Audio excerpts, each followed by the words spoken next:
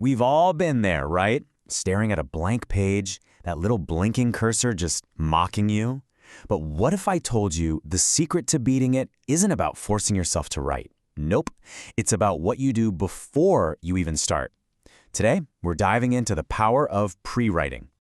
Yeah, does this scene look a little too familiar? The cursor, the empty space? It's a total creative traffic jam. That feeling of being completely stuck before you've even typed a single word. Trust me, we've all been there. And look, this isn't just something in your head. It's a very real thing called writer's block. And it's usually fueled by stuff like fear, anxiety, or that nagging pressure to make everything perfect from the get-go. But the key is realizing you're trying to do way too much at once. So, what happens when you skip those first steps and just power through? You might end up with what we call a premature draft. You know what I'm talking about. It's a piece that makes perfect sense to you because it's all your own thoughts, but it totally fails to connect with your reader. It's writer-based, not reader-based. So what's the fix for both writer's block and the dreaded premature draft? It's one simple, powerful idea: pre-writing. Just think of it as this essential buffer zone. It's the space that separates the wild, messy, fun part of coming up with ideas from the slow, careful process of editing them. So where do we even start? Well, the first step is actually a huge mindset shift. It's all about unleashing what the author Natalie Goldberg calls your creator hand. The idea here is that we all have two different modes when we write. First, there's the creator hand. It's fast, it's messy, it's totally non-critical. Its only goal is quantity over quality. Then, you've got the editor hand. This one is slow, methodical, and wants everything to be perfect. The big secret to pre-writing is simple. Let the creator work first. Just tell your inner editor to take a break. Okay, so how do you get this creator hand working? Well, here are a few tools. You've got brainstorming, just a free-for-all list of words and ideas. No rules, no judgment. Then there's free writing. Set a timer for, say, 10 or 20 minutes and just write, non-stop. If you get stuck, literally write "I don't know what to write" over and over until a new idea shows up.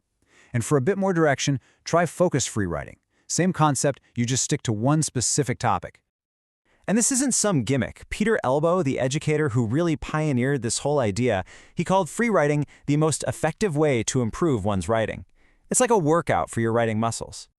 So, you've done it. You've used your creator hand, and now you have a page full of messy, brilliant, raw ideas. That's amazing. But that's not the end of the road. Raw ideas, as great as they are, aren't enough. You've got to give them some direction.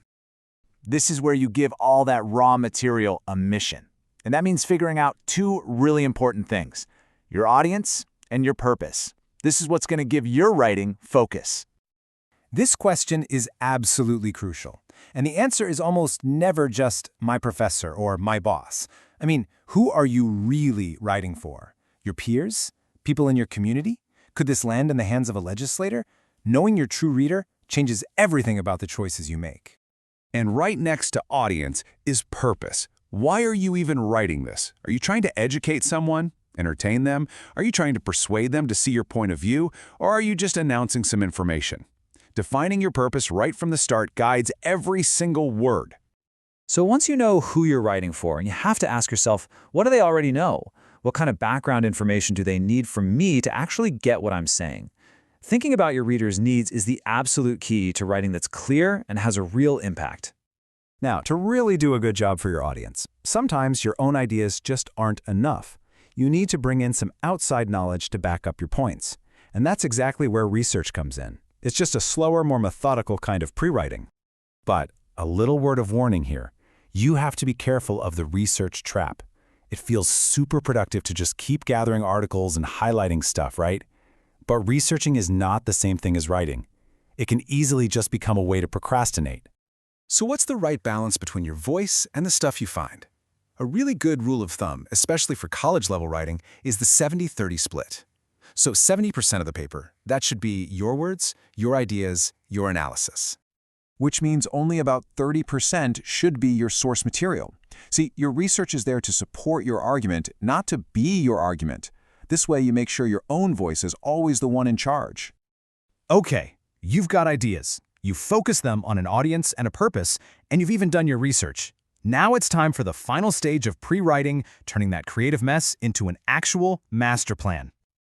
So how do you start arranging all these ideas? you've got a few basic patterns you can use. You could go in chronological order, by time, or spatial order, how things are arranged in a physical space. Or you can organize by priority, starting with your most important point or maybe building up to it.